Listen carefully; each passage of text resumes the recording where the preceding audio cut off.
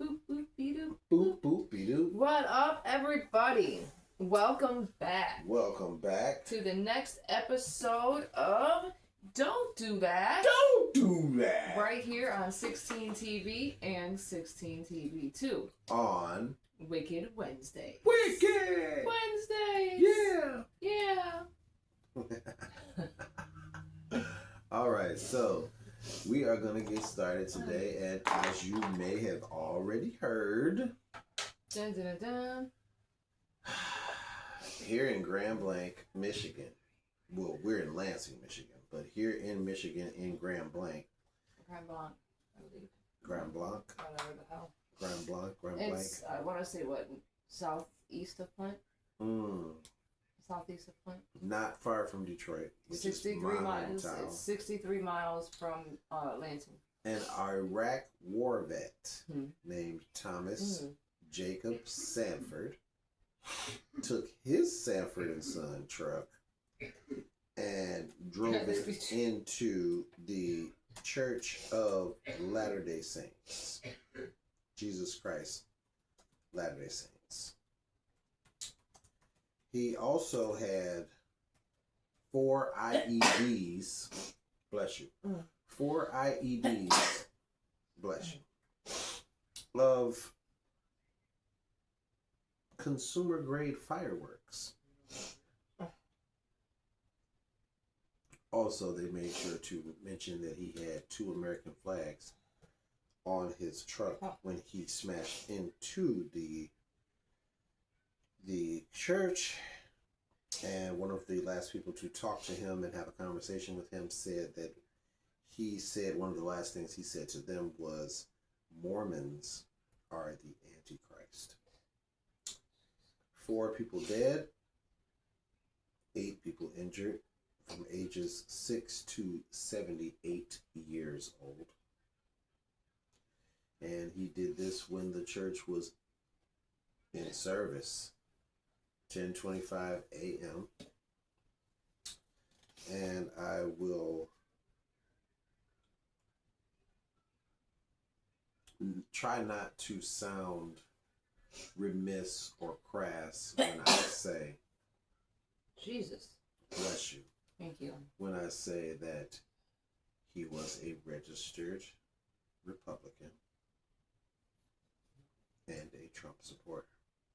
Now, this is not to link him to Trump in any other way, bless you, than that, but just to drive home the point,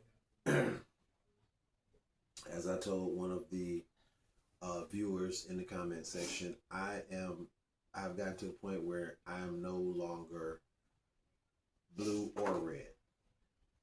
We're purple. I think we need to start over again and do something completely different, because everyone is a donkey or an elephant, and neither of them are getting the job done throughout the years. None of them are really getting the job done. There needs to be checks and balances. We don't need the entire government to be Republican, so they're only doing Republican things. And I mean, it's just crazy. It's crazy. But Smoke of the ep. Smoke of the ep. The shash, or call him the at House of Dank. That's what I call him. The sh. It is called Candy Runs. Nice. Candy Runs. House of Dank. House of Dank. That is the spot. Now, the point that I was going to make, getting back to what I was saying before we had to, tell you about the smoke of the up, was that recently we've had a rash of shootings. Would you like a list? Sure. All right. It's actually pulled up right here. All right. September 30th, New Mexico. September 30th, Kansas. September 30th, Illinois. The 30th, Illinois. The 30th, Illinois. 30th, Illinois. 30th, Oregon. 29th, Pennsylvania. 29th, Minnesota. 29th, Michigan. 29th, Michigan. 29th, Maryland. 29th, Illinois. 29th, Illinois. 29th, Michigan. 29th, Illinois, 29th, Wisconsin, 29th, North Carolina, 29th, Ohio, the 29th, Tennessee, the 29th, Washington, the 29th, Texas, the 29th, California, the 29th, Michigan, and 29th, New Mexico. That was all over the weekend. From the 29th to the 30th. Oh, that was only in 2 days. My bad.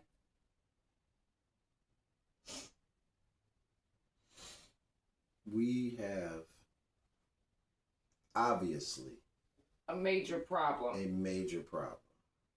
And it has nothing to do with trans people, black people, or any of that. What it has to do with doesn't even necessarily have to do with people. Sounds to me as though the problem could be, I don't know, guns and people.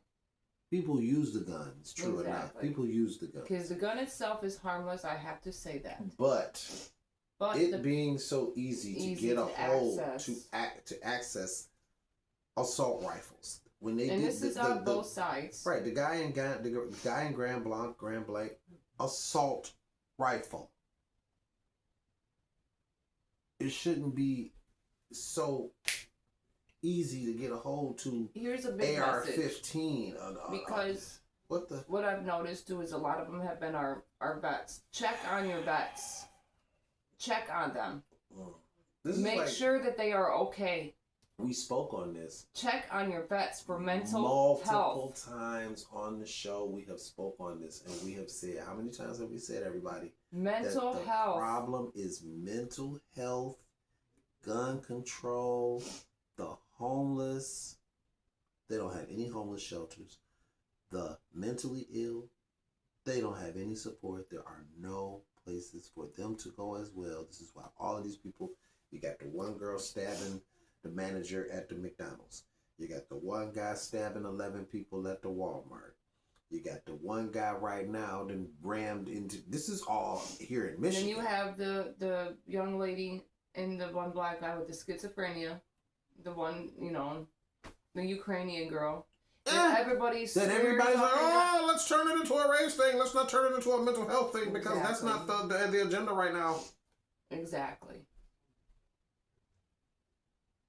The agenda right now is to rile everybody up and get something started so that he can initiate his plan, which is mobilizing the military and putting them under his control.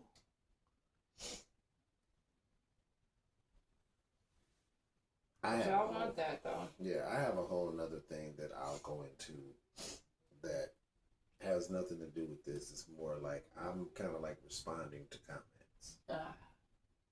Okay, so let's talk Pete Hegseth's Liberation Day speech, basically, is what it's going to be called.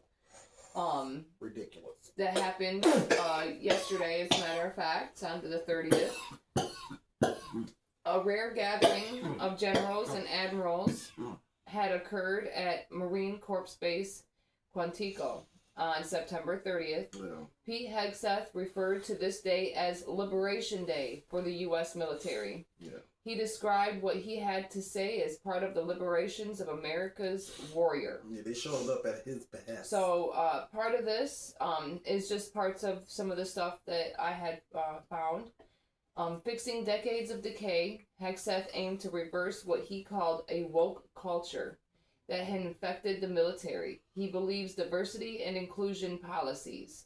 He feels on this has led to a focus on identity over fitness. He feels this has led to a focus on identity and fitness and ability.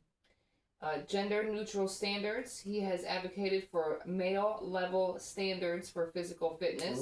Saying that this is necessary in the military. Political correctness. He has expressed how he doesn't like the era of politically correct, overly sensitive, don't hurt anyone's feelings leadership. How does he feel about them drinking? Does he have any problem with them using alcohol? Obviously not. He's an alcoholic, so with Nazi symbols on his body. So Oh he yeah, I feels remember like those pictures. he Yeah. feels like you become weak with those thoughts. Identity months and DEI offices, basically who you are shouldn't be celebrated, no matter what it is. Your identity doesn't matter to them, so it shouldn't matter to you. Basically, like Juneteenth, the Pride Month and stuff like that. Sounds like some third round. Preparing for war. He stated that the newly named Department of War had only one mission: war fighting, preparing for war, and preparing to win.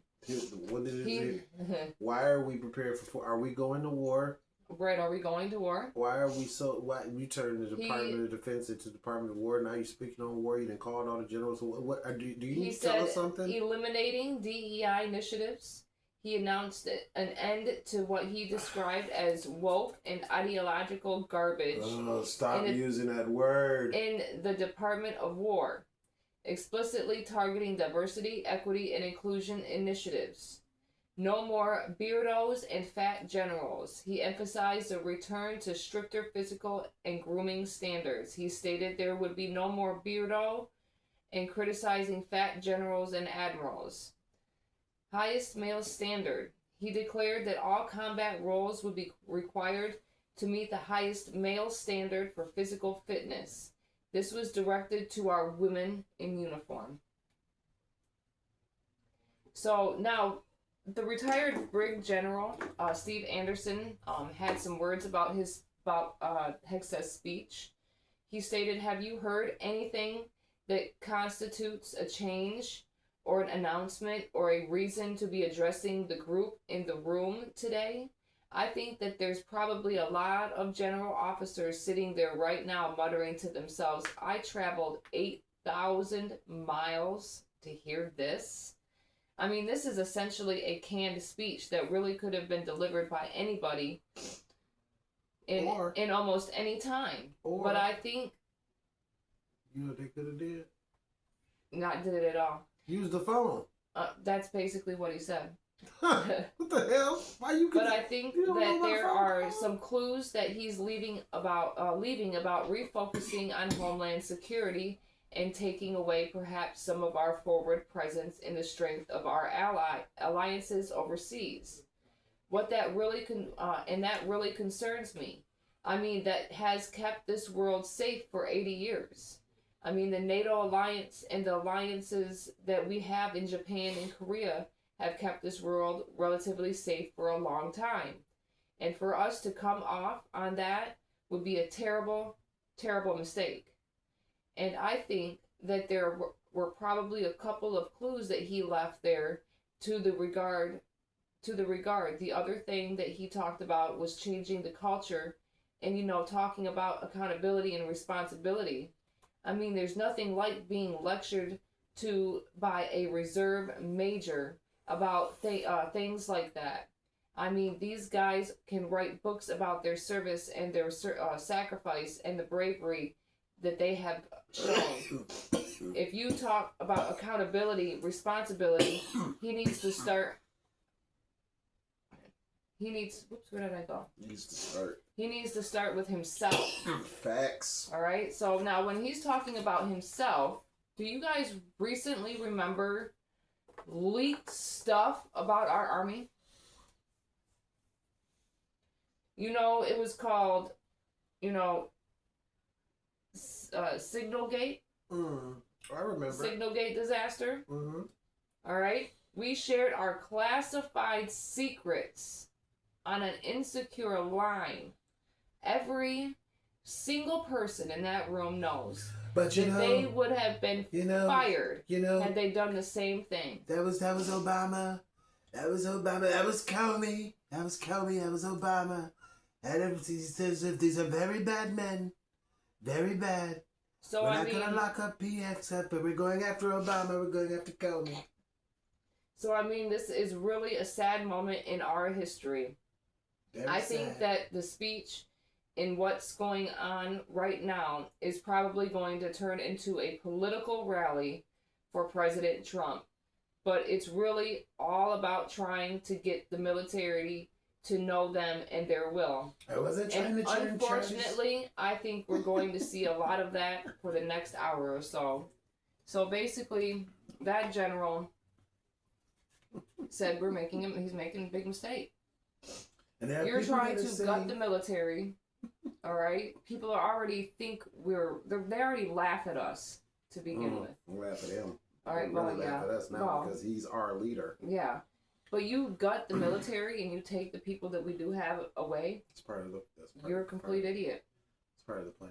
It's part of the plan to get our asses whooped by other people. Well, see, part of Project 2025 in his first 180 days is he has to dismantle a lot of stuff. He has to put sycophants, people that are ill required, in positions of power, so that they are pawns, they are puppets, they are just whatever he says. Sure, boss. Yeah, boss. They haven't learned from Laura Loomer's mistakes. So now, yeah, I mean, you get a drunk, an alcoholic. Nazi. That is, he's been married 3 times. Nazi. So that means he obviously is not doing what he's supposed to be doing with these wives because he keeps having to start over again. Then he's got these Nazi your tats speak volumes, bro. His tats, this is what you have on your body for the rest of your life. So there's that. Then the Department of Defense turned into the Department of War. I want you to the optics here. The optics. Okay, we're not worried about the optics though. We're gonna go just straight for it. We're no lube. We're just gonna go straight in there, right? Okay. All right. So there was a viewer that said that I need to learn how to speak, and what I was doing in my short is I believe it was either the In Case You Ain't Know or it was Truth Paste in the Morning with 16 Icon. It's a new morning little skit that I do for about 3 minutes where I kind of give you some real game, something off the top of my head, real to me, real game. So he says I need to learn how to speak. And my response to that is, I know I didn't go to Harvard or Yale, but I don't think a PhD would be required to understand my overall message. My overall message he didn't exactly look very educated himself. So. Yeah, my overall message was we need to all stick together. We're all human. One of the other truth pastes was silence is violence. If you see one of your family members or friends making a crude racial joke and you know that that's perpetuating the situation that is still ongoing in America, if you're silent, your silence is violence. Same thing with raising your kids. Those people over there are bad. You're perpetuating it. If you're not speaking up and changing it, you're part of the problem. You need to learn how to speak. If you can't get the message from me talking the way I'm talking right now and understand the overall gist of what I'm saying, you just sound stupid going, you need to learn how to talk. You need to learn how to listen. Yeah.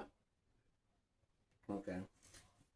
Then, I just want to say, can we please put the donkeys and the elephants down? Democrats and Republicans. Oh, you need to look up the Democrats. You need to look up the Democrats. Yes. I know that the Democrats owned slaves too back in the day. Yes. And they flip-floppity. All y'all. I know that. Flip-floppity. I know that. All y'all flip-flop. I don't care. If I'm not mistaken, which one called him Hitler? Which Charlie, one? well, no, not was it Which was one? it Charlie Kirk? Here, I'll Google it real quick. No, it wasn't Charlie Kirk. It was actually J.D. Vance that said that he thought that Trump could be America's Hitler. And now he's his henchman. Yeah, boss. Yeah, boss. Yeah, boss. A little higher. Yeah, a little boss. higher. There you go. Mm-hmm. So, yeah. So we know y'all flip flop too. So let's not do this blame game. And we're not talking about then. Mm. We're talking about now. Mm. Now, the present day. This whole, well, Biden did. I don't care what he did right now. Right now is not right now. Right now is not then. It's just like, can we please put the ball? So you were saying, well, you didn't like it when Obama did it, but you're okay because Trump did it. Is because he's white? That's right. I said, can we please put the donkeys and the elephants down? Can we put the racism down and pick up a joint or a beer with a person of a different color and educate ourselves? That means shut up and listen. Just sit down with somebody that you kick it with at work, or you know that you don't really hang out with them, but they are your friend, and just try and like, hey, you want to kick it? You know what I'm saying? You want to smoke one, drink one, and I mean, I don't know, but try to make friends with someone that is different than you, so you can learn from them, and you're not as blind to how they are. You actually kind of understand them. You get to mixing in and going, oh, y'all like this. Oh, well, you guys do that. Oh, we do too. Oh, yeah. Be surprised. You'd be surprised. The similarities are a lot more than the differences. Exactly. Be brave enough to come outside of your comfort zone and learn about your brothers and sisters who have different skin colors, different languages, different food, different cultures, different sexual preferences than you. The world has gotten bigger. The world has changed. You need to adapt, which is why I've said multiple times on this show that the President of the United States should not be past the age of 65. Period. It sets you in a whole different area where you can't even relate to the younger generation because you're back there. We need younger leadership. Well, you know what? Not just that, but we also need younger, educated leadership. All right, because the people that are there are also very DEI. Oh, now you can't even do that because it's their white privilege that got them there, not their education.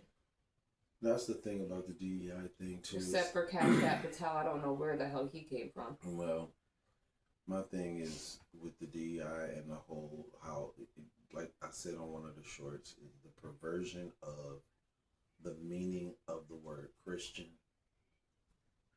is crazy. Yeah. It's crazy. So to be a Christian now is to judge others, to perpetuate and division and hate and like that's what it is to be a Christian. Like I'm confused. Thought it was to be Christ-like, which is love thy neighbor. You think, right? Not just your neighbor that looks just like you. Read the book again. Smoke a joint, drink a beer, and read the book. Like, relax. Now, I wanted to shed a little light on one of the shorts I said to all my seasoned white folks out there. I wanted to explain seasoned. Can you explain the seasoned white folk? Me. Yes.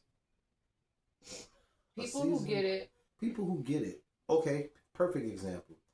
I would call Jolly Ginger, the Jolly Good Ginger, a seasoned white folk.